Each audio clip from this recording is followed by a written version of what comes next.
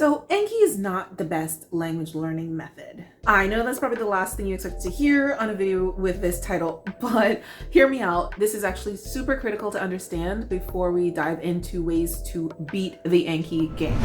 In my opinion, it's better to practice a language in the way you're going to actually use the language, reading, speaking, listening, writing, with input and output, right? To me, Anki is the last resort. So what's the point of an SRS flashcard system like Anki? Well, it's to leverage forgetting so you don't forget. Why would we forget? Well, if you're not using it, or if you're not exposed to it regularly, or you just don't have enough opportunities to use the language. That last one is key. For me, that's been my problem. I'm practicing 4 different languages, that's not including my native tongue. I get practice with one of them, my Chinese, at my job occasionally because I work at a dental office where the owner is Chinese, and so she gets a lot of Chinese patients. And then my other language, Spanish, I do technically have an opportunity to practice that. I have a Spanish speaking friend. I never talk to her in Spanish, which is kind of dumb. It's a waste of a really good opportunity. And then my other 2, I have literally 0 opportunity. Italian and Japanese. I don't have no friends who speak those languages. I don't take classes with them regularly enough to get that practice.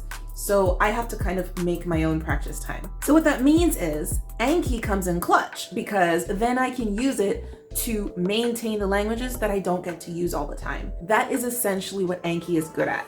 It is to maintain your language. So it's good for people who are learning multiple languages like me, or who are not living in the native country, or are just plain busy. For me, that's check.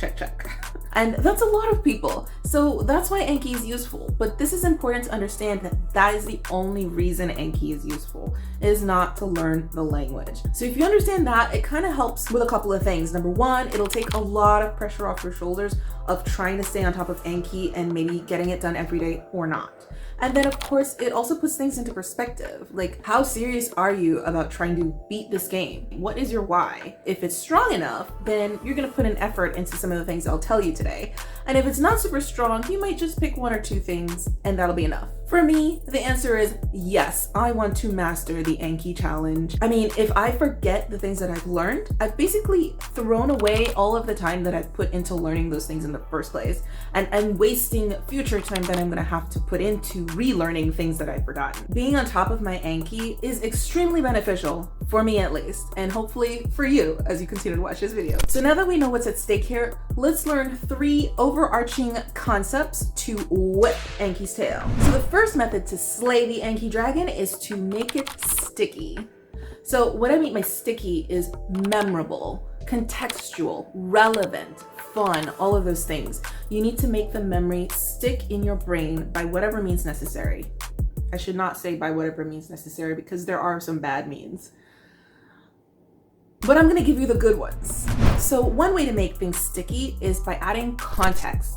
Context is king, and you've probably heard this concept before if you watched other videos teaching you how to learn a language or how to make good, effective flashcards. Context is super important when you're learning anything, I believe.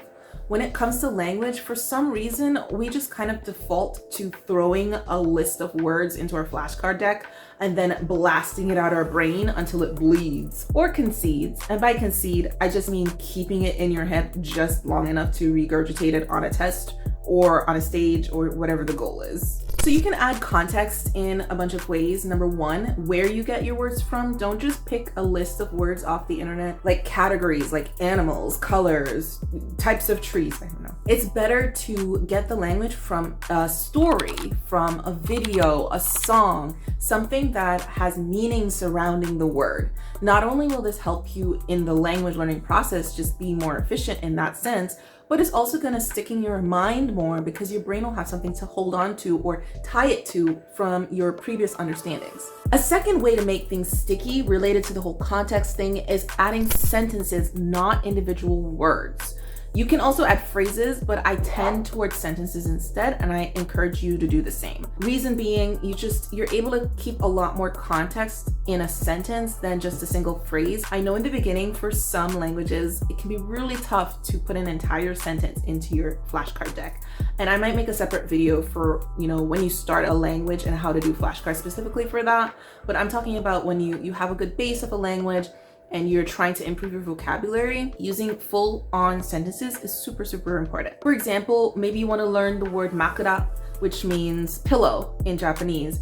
You wouldn't just put makura into your flashcard deck. That word you're just gonna fall out of your head if you don't have a reference for the sound of the word or the meaning of the word connection in your head already that's super tight and super strong. It's better to add a full sentence. For example, makura desu ka? Iie, sekken desu.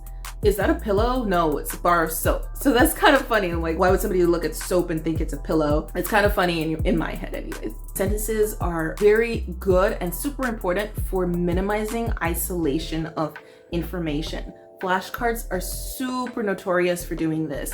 When you put information in a flashcards, it tends towards isolation in your mind. So just keep in mind, sentences are much better and will help prevent a lot of headache. The number 3 way to make something sticky is audio. So this is super, super cool. I actually used to do audio a lot more in my flashcards back in the day, and then I kind of fell off a little bit, I want to say in recent years, but then this year I got right back on the bandwagon. I was like, oh my gosh, I've been missing out on so much. So audio is good for a lot of things. Number 1, the melody is more fun for your brain. Number 2, you actually remember it better. Like anecdotally, just from my experience, I've not done research on this, but I found that I remember my sentences a lot better when there's audio, because I just literally can hear the speaker saying the sentence and then the sentence comes out of my mouth. So it just helps memory in more ways than one. So I super recommend audio. If you want a quick, easy way to add audio to your flashcards, I highly recommend Awesome TTS. It's free for Anki and you can download it really easily. Just Google Awesome TTS on Google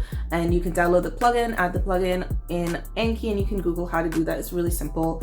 And then you can mass add audio to all your cards. It's super quick and easy. Okay, now let's move on to a second method for annihilating the Anki arena, and that is make it efficient. So there are tons of ways for making Anki more efficient. Efficiency is super important when it comes to making flashcards, because if you're putting way too much time into making 1, 2, 3 flashcards every single time, you're gonna get super demotivated every time you go to make flashcards, and you're just gonna fall off the bandwagon really quick. So making the process as efficient and quick as possible will help you stay on top of it in the long term, and that's what we're after, right? So one really quick, easy way to make things more efficient is to change how you bring flashcards into Anki in the first place. What I do is use importing. So I recommend importing from Excel or text documents. Text documents are probably the easiest, most low-tech version. You don't have to have Microsoft Office. Pretty much all computers have a text document app. You just make a .txt file, and in there you put,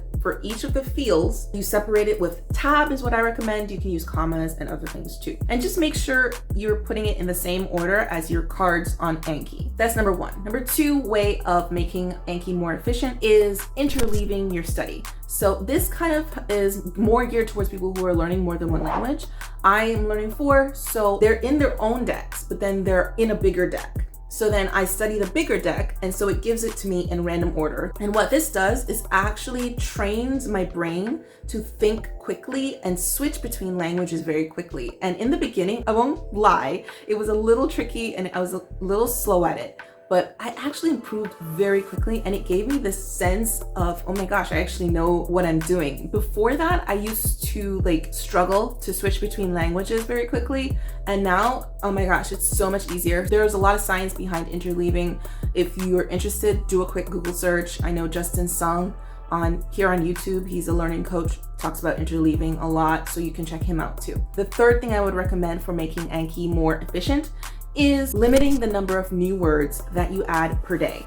And actually for myself, I limit it per week. So I don't add more than 10 new words a week. Sometimes I might go over a little bit, but for the most part, I keep it around 10. But I would recommend for people in general, don't add more than 10 a day. This is important because you are going to have these words coming back in 1 day, 3 day, week, etc. intervals, and they're going to add up. If you're adding 10 words every single day, there are going to be some days you're going to have over 100, maybe over 200 words that are due. And if you're doing 10 words every day for like a long period of time, this is going to get pretty overwhelming when you come to do your Anki review. You won't be able to finish the deck. So just set yourself up for success. I know a lot of people are super gung-ho and they want to add like hundreds of words and just barrel through them as fast as they can. I don't recommend it. Don't do it. Think long-term, think consistency. Don't think hard, fast, quick. And my last efficiency tip, number 4, is to delete mercilessly. So I recently started doing this, and this was like a breakthrough for me, being like so type A, where I want to know everything. I don't want to lose any information. You know, I keep thinking I might need that one day. You know, it's kind of almost like hoarder mentality. But deleting mercilessly adds this sense of freedom when you start and get into it. Oh my gosh. Just if you're not going to use this word, if you just added it on a whim and then you can't even remember it every time it comes up, you're like, what is that again? I can't remember. Or maybe it's just not an interesting word, like United Nations, and you're not even a political science major or something, like, or you added a geography term and you're an artist and you don't really care about that. You know, there are words and phrases in your deck that no longer make sense or no longer relevant to your life. Just delete them and do it freely, do it carefree. The thing that actually helped me to do this now easily and not actually worry about it and not feel like anxiety is I think about the fact that if I do actually need this word and I do delete a word I will need in the future, when it comes up, it will be a lot more relevant because it will be connected to something that I'm actually doing at the time. In this current state of my life, it is not relevant and it's going to waste my time, waste my brain energy. So just get rid of anything that fits those criteria, uninteresting, irrelevant, or just not sticking in your head. Just delete them. Okay, so far we've covered 2 major aspects of flashcard improvement. I hope you're finding the video helpful. If it is, can you go ahead and hit that like button? That will help me a lot to understand if this video is really serving people or not, and also help me to improve as well. Thanks so much. But now let's look at the 3rd aspect of flashcard improvement that we can use to attain Anki mastery, and that is make it attractive. So I mentioned earlier that the fun aspect is super important for helping things stick in your mind. This is true when it comes to your surroundings. And by surroundings, I mean like the Anki screen. So my major tip for making Anki more attractive is just using HTML and CSS. Now don't freak out. Don't freak out. I don't mean like going in and coding your own stuff. You can literally download templates. You can just like copy paste the HTML and CSS in, and it's very easy to hook up to your own cards. It's really not that hard, I promise. And if you want a step-by-step way of doing this for your cards using my design, I will leave a link in the description. I have 4 different card designs that are varied based on the language, and they're super pretty to me. I like them, and you can take a look at the link below. It's completely free. Just click the link. You'll see examples of what it looks like and instructions of how to copy it into your own Anki space. The second way to make Anki more attractive is adding sound effects. Attractive is not just what you see, it's what you hear. So I found that sound effects really affect my learning experience. It just makes me more excited, and the more excited you are is the more attentive your brain will be. So we want to improve all that stuff, right? Adding sound effects is actually really straightforward too in Anki. It's just a couple lines of code that you just throw into the Anki card and you just copy the sound effect you want into your folder. My one tip for when you're adding sound effects is don't go crazy and start adding pass fail sounds. Like personally, I found the fail sounds really discourage me when I'm doing cards. I turned off sound effects on Duolingo completely because of this, like both the positive and the negative, because it was literally affecting me psychologically. And it's like, I don't like this feeling. So what I did for my sound effects are neutral to pleasant sound effects for both the new card and the answer button. That's my biggest tip for you there. You know, you might be different. Maybe you like the fail sounds. Maybe your mask is... And of course, there are tons of templates and plugins, like I mentioned earlier, that you can Google for Anki and download and add to your setup. And usually they come with instructions on how to add it too. And if there are no instructions, you could just Google how to add it. It's something people do all the time, so there's a lot of information available. Now, hold on one second. before you run off to ace your Anki quest, there are a couple things you need to keep in mind. You're not going to see improvement in efficiency or effectiveness of your cards if, number one, you skip days. So if you skip days on purpose, like you're just like, I'm just not going to study Anki today. If it's once in a while, it's not a big deal. But if you're skipping multiple days in a row, you're going to end up with so many cards built up that none of this improvement that we've added so far is going to help you with, because you're just going to be demotivated and deflated when you go back to your Anki and there are like 300, 400 cards waiting for you. Number two, if you fall back to learning isolated words. So I mentioned earlier, adding sentences and even phrases sometimes is much better for your learning. If you fall back to just adding single words because it's easier and it's less to think about, then you're just gonna fall back into the trap of forgetting the words very quickly because they're isolated information, and it's just no good for long-term learning and long-term usage. And the last thing that you need to avoid is getting hung up on flashcards only. Flashcards are not the be-all end-all of language learning. There's so many better ways to learn a language. I'll probably do a video in the future about it, but just an overarching idea, input and output the way you want to actually use the language one day. If you want to write poems, if you want to make music, look at poems, read music, write and speak based on the things you want to do in the end with it. That is the ultimate way to learn a language effectively. Now, I personally never like to watch a video and get amazing information how to help improve my life and then walk away and never do anything. So to prevent that from happening to you, I'm gonna give you a challenge to do today after you end this video, preferably right now. My challenge for you is to pick one of the things from any of the aspects I talked about. Make it sticky, make it efficient, make it attractive. Pick one thing and implement it right now in your Anki flashcards. Probably the easiest thing to implement is probably adding audio, because you can just select all the text and mass add audio with awesome TTS, and adding awesome TTS to your flashcards is pretty straightforward too. Another thing that's pretty easy is just the mindset of deleting mercilessly. The next time you do your Anki flashcards, if you find that that one word that you keep forgetting keeps coming back, just delete it. And I don't even recommend trying to convert all your words to sentences right now. That's a lot more work, and that might take a little bit more motivation to sit down and do one day. But maybe just going in and adding some pretty effects, like the sound effects or the HTML and CSS, that's pretty straightforward to do too.